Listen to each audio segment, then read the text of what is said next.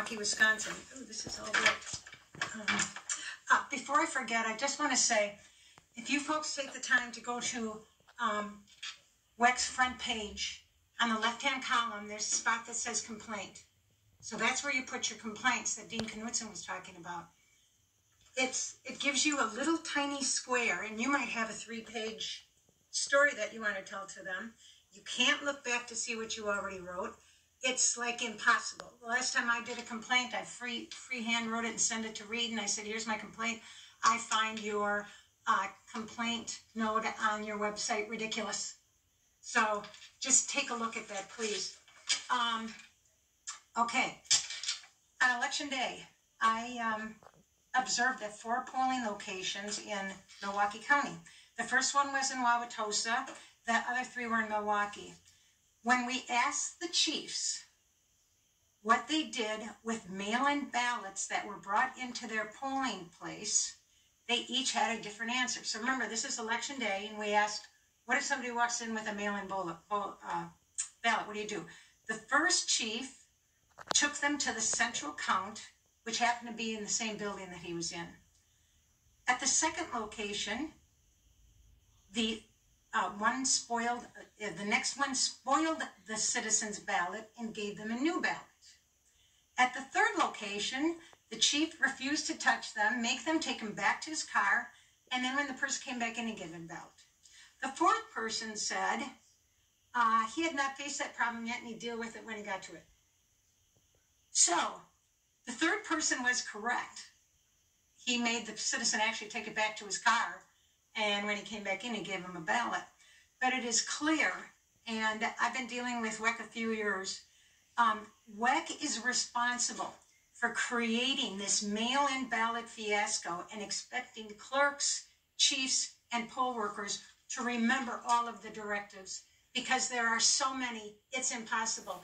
If you ever want to get a headache, go to WEC's website, go to clerk communications, and listen to some of the communications that WEC gives to their people. You can't understand it. It's literally impossible. Every time you folks did a law, WEC took that law and twisted it around until it met what they wanted to achieve. It was pretty unbelievable what they did with some of the statutes that you passed. Now, then I went out to Central Count that same day on Election Day. It was a farce. You could see nothing. It literally was a farce. I felt sorry for the man before me. I think he had these high expectations. But I know what kind of things go on in Milwaukee. I'm not going to re-explain to him what he talked about, how this was a huge room, like a football field room. And they had pods. They had tables set up in cubicle areas. So around the aisles, you could sort of see something at a table, but you could not see any of the interior tables. There were some chairs at some of the interior tables. There was a Democrat woman that sat there the whole day, and how did I know she was a Democrat? Because she never watched the proceedings. She looked at her phone all day. The only time they brought their head up is when they thought you were trying to stop a vote from being counted. Then we got their attention. I finally went and stood next to this woman, even though she was sitting in the chair, because I wanted to see what was going on in the interior. And it didn't take long for one of the directors down there to come and tell me, you cannot stand here. And I said, but I want to stand here. I want to view what's going on here. If you keep up with this, you're going to get kicked out of here. You're out of here. So I thought, okay, I won't get kicked out. So I moved on and went someplace else. But that was the kind of atmosphere that we were dealing with down there. And one thing I want to bring up before I forget, that night I went home and I watched the news. And in Madison, the observers there were allowed to be right up to the table. In fact, I saw them putting ballots and envelopes up against the scratched up plexiglass that I was forced to try and look through. So how come Madison got treated that way and we got treated differently? So here again, we do not have fair situations going on in this state. Now, I just also want you to be aware of this fact. Since, and I guess it was Kevin Kennedy in 2016, gave the clerks the right to write in an address that was missing from the witness address on the envelope. But at that time, they could still use black and blue ink. It wasn't until this year that they were directed to use that red ink. And had they not used red ink, we never would have known that that was a directive that came from WEC. So I think it's important to realize that they knew they were doing something wrong, and they decided they'd put it in red because they didn't want to have to deny that there's something odd there. All I can tell you is it wasn't until this election that they were made to write those addresses in red. So try and figure that one out. Okay, so then we're moving on to my experience at the recount. Once again, it was a farce. 5 feet away from the edge, 3 feet away from the edge of the table, and then there was a scratched up plexiglass. You couldn't really see anything that was going on. I tried positioning my chair to a better position so I could see, and that is when the bullying and the badgering started. My chair was not positioned correctly. My toes were over the yellow line. My knees were over the yellow line. There were about 5 Democrats that started picking on me, and I mean picking on me. I hardly had a chance to even observe. They just kept at it.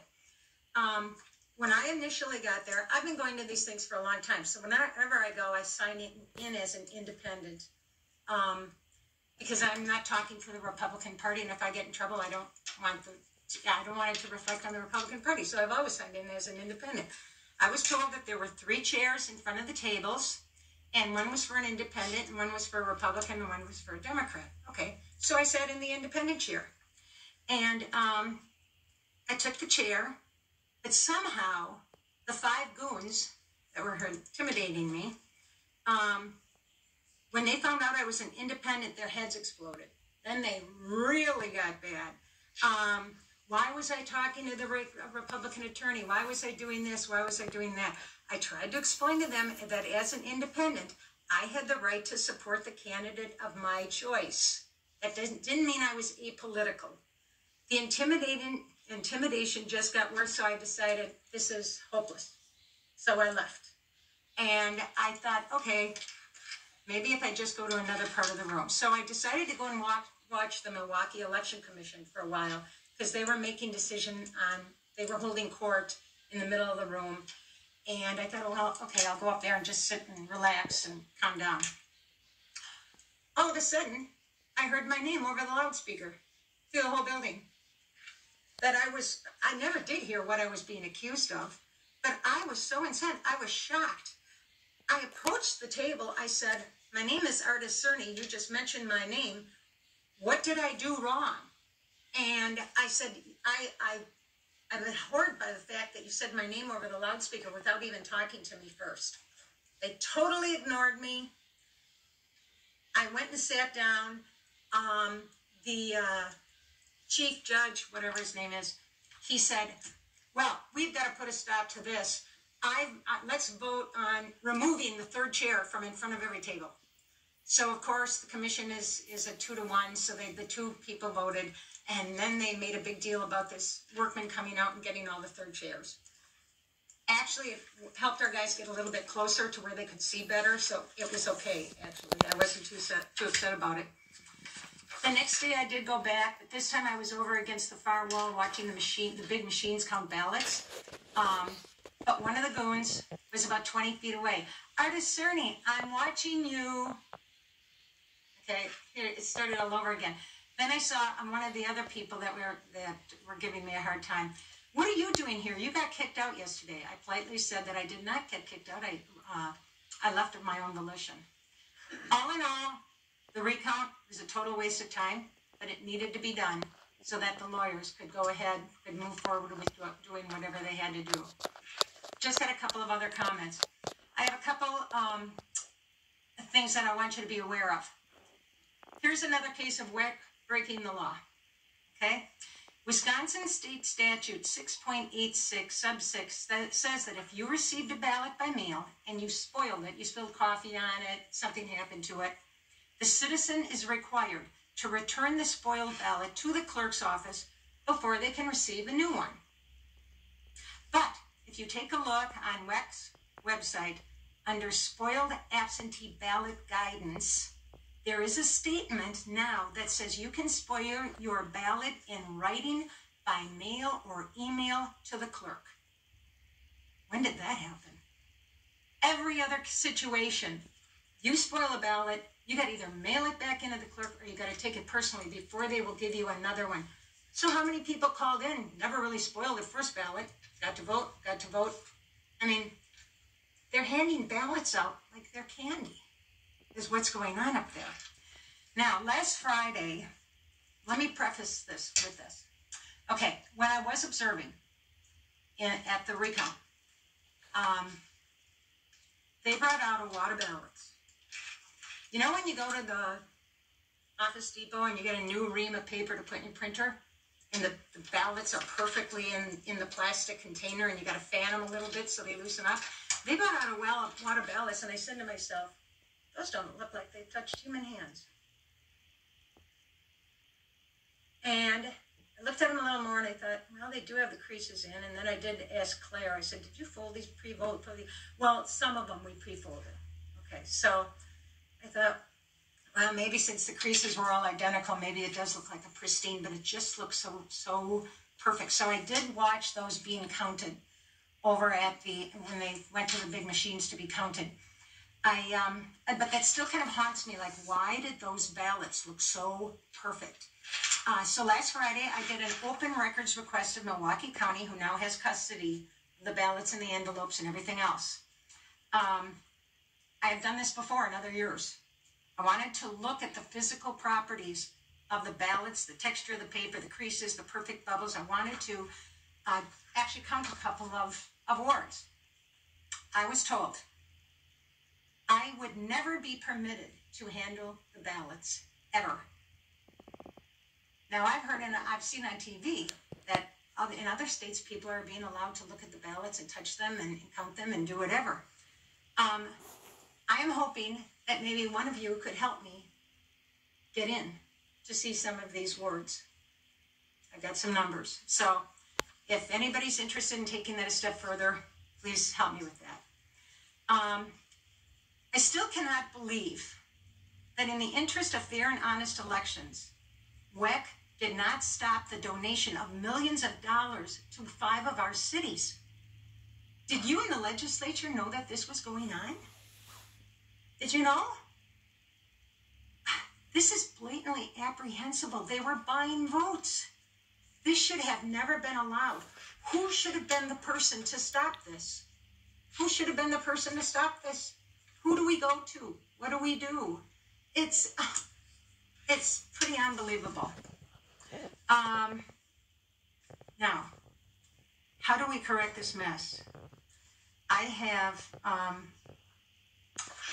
an idea that I hope you will take me up on. Is there a page I can hand these out? I don't know if I have enough copies. It has been mentioned to do a forensic audit. You want to make a few more copies? I don't think I have enough. One of the ways that you could start a forensic audit, and you can get the results from it in a couple of days. I know it's Friday, you won't maybe get the results till Monday, but there's such a thing as the registration list alerts. These include names, addresses, and birth dates of every person in the statewide system. This list is a result of an instantaneous check that occurs when a registration is entered into the system. So in other words, as during in-person absentee and on election day when people fill out the registration form, it goes to the clerk's office, and then they have people there that are typing all the information that goes right into the system. But there's an instantaneous check that determines if that name is already in the system, or it looks like that name's already in the system. It also goes through a death database to see if that person has died in Wisconsin, and it goes through a felon list.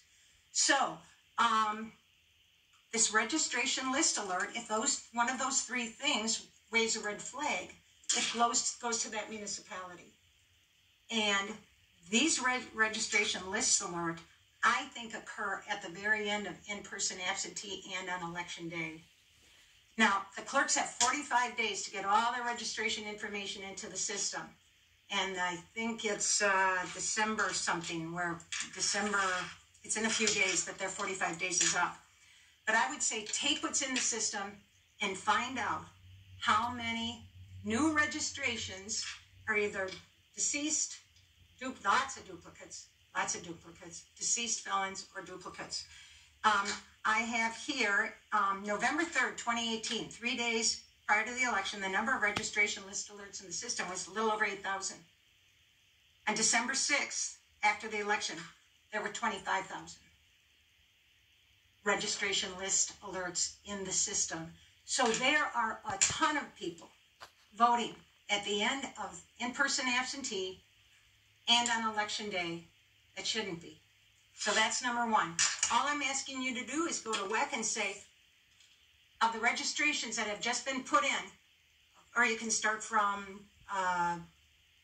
October 1st, how many of them are in the registration list alert system? So you can find out, are they duplicates, are they deceased, are they felon? And remember, these people all got to vote. They all got a ballot and voted, okay? Another thing in a forensic investigation is the DMV check or the Social Security check. The DMV check is what is mandated by HAVA, the Help America Vote Act, to look to see, check the name, birth date, and identifying number of the citizen. So do not confuse this with ERIC. ERIC looks at name and address. The DMV check looks at name, birth date, and identifying number. And when I say identifying number, I'm talking about the driver's license, the state ID, or the last 4 digits of the Social Security number. So just so you know what kind of numbers I'm talking about, November 3rd, 2016, an open records request was made of WEC. The number of DMV non-matches in the system, 154,000. That's how many people we're talking about have failed this DMV check. Who doesn't remember their name, their birth date? Your driver's license number never changes. Okay, so WEC says there's spelling mistakes, whatever. So when a DMV check fails, it gets sent back to the clerk for the clerk to go and look at her paperwork, make sure she spelled the name right, make sure she got the birth. They recheck it and they send it back through the DMV check. So please, if you're going to do a forensic audit, do these 2 things. I hope you all got a piece of paper that explains this. Another thing I would hope you would look at is the indefinitely confined list. I don't know when the kerfluffle started. Was that like March 1st when those 2 county chairs said, oh yeah, you can sign up for this? I would say look and see who all signed up for the indefinitely confined list from March 1st up to the election. See how many of them voted. The people that are really in need, who are in home, can't get out, they were already signed up. Maybe there were a few of them in the beginning of the year that signed up. But this indefinitely confined list, I am actually surprised that when those 2 county chairs were called on the carpet, that we didn't erase all those names from the system and say, sorry folks, you're going to have to vote by mail if you think you have COVID or you don't want to come in. They should have been removed. They should have. Their vote should have not counted. So anyway, I hope you do this forensic audit. I think it would be a good start, and it's computer runs. So all you do is give the request to WEC, and hopefully on Monday you'll have some interesting numbers to take a look at to see, okay, how honest was this election?